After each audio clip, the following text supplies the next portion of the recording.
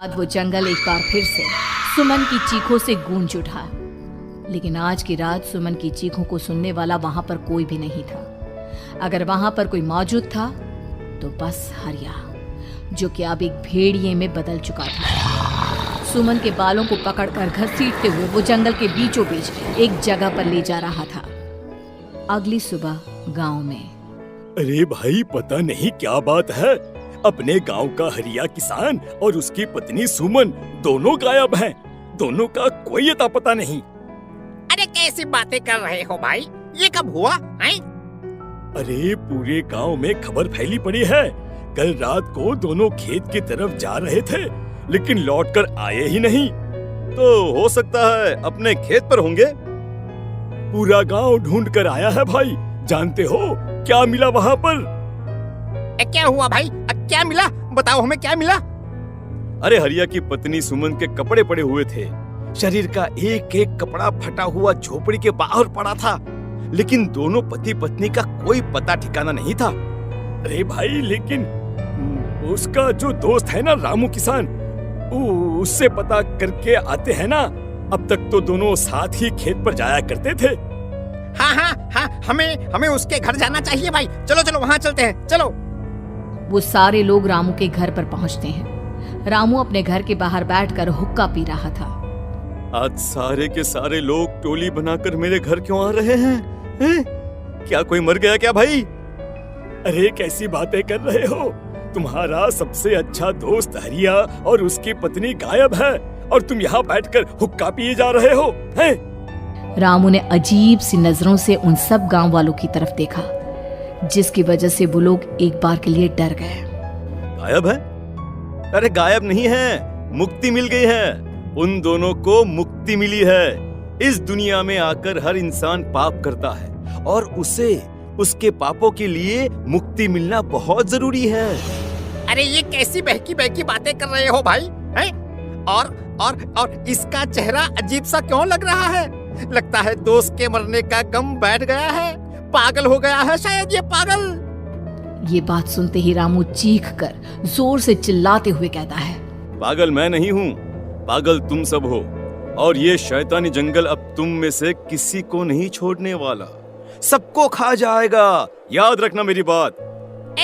शैतानी जंगल? कैसा शैतानी जंगल? लगता है रामू पागल हो चुका है। हमें यहाँ से चलना चाहिए भाई। चलो चलो चलो। तभी रामू की पत्नी बाहर आती है। नहीं, आप लोग इनकी बात का बुरा मत मानिए। 2 दिन पहले हरिया के साथ खेत पर गए थे। जब से वहाँ से आए हैं तब से ऐसी ही बातें कर रहे हैं। भगवान जाने ऐसा क्या देख लिया उन्होंने, खेत में कुछ भी बड़बड़ाते रहते हैं। लेकिन गांव के लोगों ने कमला की कोई बात नहीं सुनी और वो सब वहां से चले गए। रात अब धीरे धीरे ढलने लगी थी। तभी अचानक किसी ने धीमी सी आवाज में रामू को पुकारा।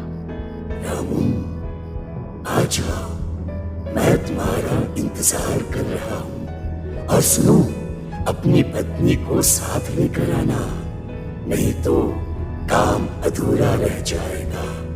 ये आवाज सुनते ही रामू के चेहरे पर शैतानी मुस्कुराहट आ जाती है। वो धीमे कदमों से अपने घर के अंदर आता है। क्या हुआ?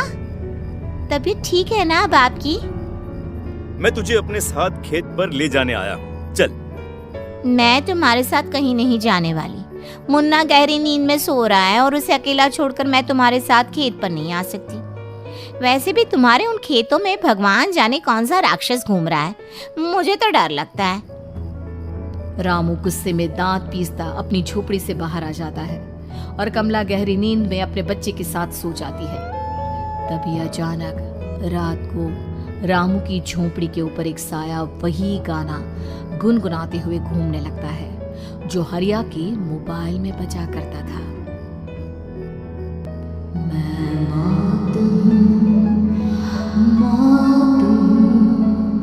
मौत जो बसरी है चारों, जो आएगी कहीं से निगल जाएगी सबको। मैं मौत,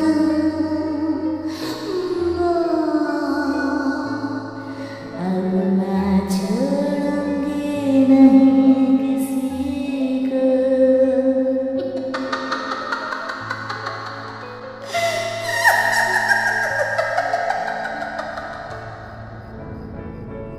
ये आवाज सुनकर रामू की पत्नी कमला की आंख खुलती है और वो देखती है कि उसका मुन्ना अपनी जगह से गायब था। कमला चीखते हुए बाहर दौड़ कर आती है। वहां पर उसने देखा कि रामू ने अपने बच्चे को झोपड़ी के बाहर एक पेड़ से उल्टा लटकाया हुआ था और उसका बच्चा चीख चीख कर रो रहा था। वहीं दूसरी तरफ एक साया बच्चे के ठीक नीचे आग जलाकर उसके चारों तरफ हैवानों की तरफ नाच रहा था। छोड़ दो मेरे बच्चे को। अरे क्या कर रहे हो तुम? शर्म नहीं आती तुम्हें? अपने ही बच्चे को इस तरह मौत के हवाले करते हुए। अपना बच्चा? किसने कहा ये मेरा बच्चा है? अरे ये तो उस रामू की औलाद है, इस गांव के किसान रामू की, और मेरी दुश्मनी इस गांव के हर इंसान के साथ है। क्या?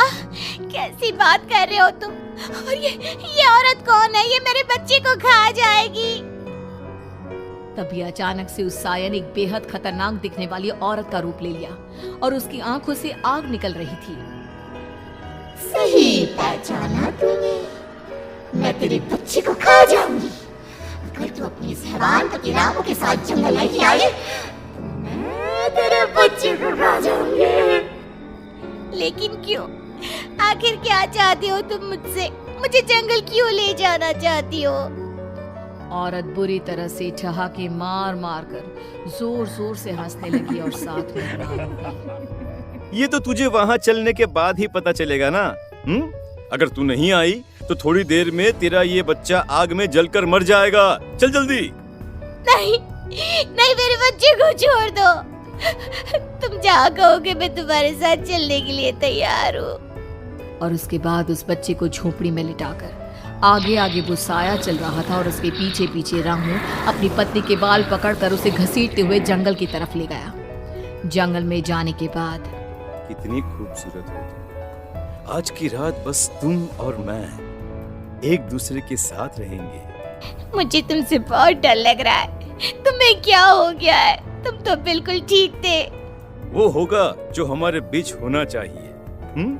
तो आओ अपने आप को मेरे हवाले कर दो। कमला ने डर की वजह से अपनी दोनों आंखें कसकर बंद कर ली थी। रामू ने बुरी तरह से चीख कर कमला से कहा, आंखें खोलो अपनी और मेरी तरफ देखो। कमला ने जैसे ही अपनी आंखें खोली उसने देखा कि रामू एक खतरनाक खूनी हैवान में बदल चुका था। कौन हो तुम? जाने दो मुझे। क्या चाहते हो मुझसे? वही जो एक आदमी एक औरत से चाहता है। मैं तुम्हारा पति रामू नहीं बल्कि इस जंगल का एक भेड़िया हूँ और आज की रात तुम्हारे खून से अपनी प्यास बुझा जाऊंगा। और उसके बाद वो जंगल कमला की दर्दनाक चीखों से गूंज उठा। अगली सुबह कमला के कपड़े भी जंगल में उसी तरह पाए गए जैसे कि सुमन के पाए गए थे। इस घटना के बाद पूरे गांव में दहशत का माहौल था। अपने माँ बाप की मौत और गांव में हो रहे इस तरह की घटनाओं की खबर सुनकर किशन शहर से गांव लौट आया था। अपने माँ बाप की बेदर्द मौत की वजह से वो बहुत परेशान था। तभी अचानक उसे अपने घर में खाट के नीचे पड़ा हुआ वो मोबाइल फोन मिला जो उसने अपने पापा हरिया को गिफ्ट किया था। अरे कितने प्यार से पापा के लिए मोबाइल फोन लेकर आया था। इसे एक दिन भी काम में नहीं ले पाए। और आखिर कौन है जो गांव में इस तरह की हत्याएं कर रहा है? क्या है इन सब के पीछे? क्या है? मुझे पता करना ही होगा, वरना एक दिन पूरा का पूरा गांव खाली हो जाएगा।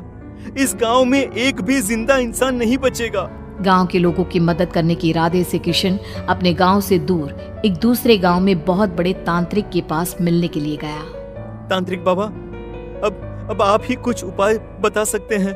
भगवान जाने हमारे गांव को किसकी नजर लग गई है। नजर नहीं लगी है, किसी ने तुम्हारे गांव को बद्दुआ दी है। किसी सताई हुई आत्मा का प्रकोप है और अब वो पूरे गांव में किसी को नहीं छोड़ेगी जब तक उसकी आत्मा को शांति नहीं मिल जाती। अरे लेकिन ऐसा कौन है बाबा? किसकी आत्मा है और कैसे मिलेगी उसे शांति? मौत है, मौत कहीं से भी आएगी और सबको निगल जाएगी। इससे बचने का सिर्फ एक ही उपाय है, लेकिन उस उपाय को करना आसान नहीं होगा। जो भी उस उपाय को करने की कोशिश करेगा उसकी जान जा सकती है। भले ही मेरी जान चली जाए, लेकिन मैं अपने गांव के लोगों की जान बचाने की पूरी कोशिश करूंगा बाबा। तो ठीक है, फिर अगली अमावस की रात जैसा मैं कहता हूँ वैसा ही करना। अमावस की रात तांत्रिक के बताए अनुसार किशन अपने साथ केरोसिन लेकर जंगल की तरफ चल पड़ा। उसके हाथ में देवी के मंदिर का सिंदूर भी था। किशन जंगल के बीचों बीच पहुंचा। ये देखकर उसकी आंखें फटी की फटी रह गई। वहां एक उबलते पानी का तालाब था और कई लोगों की लाश लटक रही थी। किशन की माँ बाप की लाश भी वहीं थी। माँ, बापू, क्या हो गया? ये क्या हो गया? तभी वहां पर एक औरत और आदमी आते हैं। उन्हें देखकर किशन चौंक जाता है। गोपाल काका, आपकी तो 5 साल पहले मौत हो गई थी। और निर्मला काकी, आप? मौत तो हो गई थी, लेकिन तुम ये नहीं जानते कि हमारी मौत कैसे हुई थी। क्या कहना चाहते हैं आप? कुछ नहीं, बस ये जान लो कि अब इस गांव में कोई जिंदा नहीं बचेगा। लेकिन क्यों काकी? क्योंकि 5 साल पहले इन गांव वालों ने मुझे डायन बताकर पत्थर मार मार के मार डाला। मेरी कोई गलती नहीं थी। गांव का एक बच्चा क्या लापता हुआ, सारा इल्जाम मेरी पत्नी पे डाल दिया। और जब मैंने निर्मला की जान बचाने की कोशिश की तो मुझे भी मार डाला। आपके साथ ये बहुत गलत हुआ काकी, लेकिन आप जो कर रहे हैं वो भी सही नहीं है ना? तुम यहाँ से चले जाओ वरना तुम भी नहीं बचोगे। हमारी आत्मा पिछले 5 साल से मुक्ति के लिए भटक रही है। चले जाओ यहाँ से। मौका देखकर किशन सिंदूर उन दोनों के ऊपर डाल देता है। उनका शरीर जलने लगता है और वो भयानक तरीके से चिल्लाने लगते हैं। अगले ही पल किशन उनके ऊपर केरोसिन डाल देता है और वो दोनों जल जाते हैं। किशन अपने माँ बाप और दूसरी लाशों का अंतिम संस्कार करवाता है और अपने घर लौट आता है। लेकिन वो अभी भी इस बात से अनजान है कि मोबाइल अभी भी बज रहा था।